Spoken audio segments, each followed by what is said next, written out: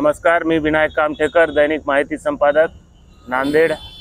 नांदेड जिल्ह्यातील जिल्हा परिषद ग्रामीण पाणी पुरवठा विभागाकरिता जल जीवन मिशन अंतर्गत 1200 कोटी रुपयाचा निधी प्राप्त झाला होता।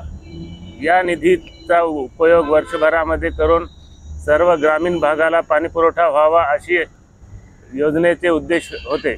परंतु जिल्हा परिषदेचे कार्यकारी अभियंता, उपअभियंता तसेच शाखा अभियंत्यांनी वॅपकोस, टाटा कन्सल्टन्सी यांच्यासह कंत्राटदारांशी संगनमत करून योजनेचा निधीचा गैरवापर केला आहे।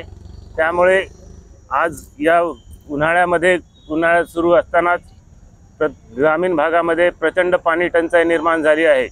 त्यामुळे या योजनेच्या कामाची विभागीय स्तरावर चौकशी होऊन संबंधित कार्यकारी अभियंता व इतर जबाबदार अभियंत्यांवर निलंबनाची कारवाई करावी। तसेच तत्कालीन कार्यकारी अभियंता अमोल पाटील यांच्या अवैध संपत्ती जप्त करून त्यांना निलंबित करावे।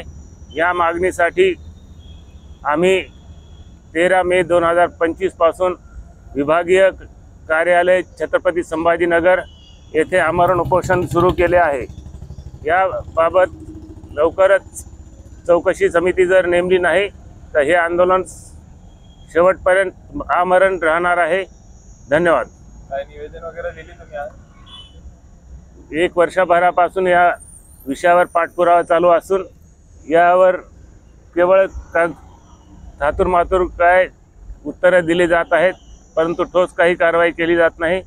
आणि जिल्हा परिषद सुद्धा विभागीय आयुक्ताच्या पत्राला सुद्धा केराची टोपली दाखवत आहे।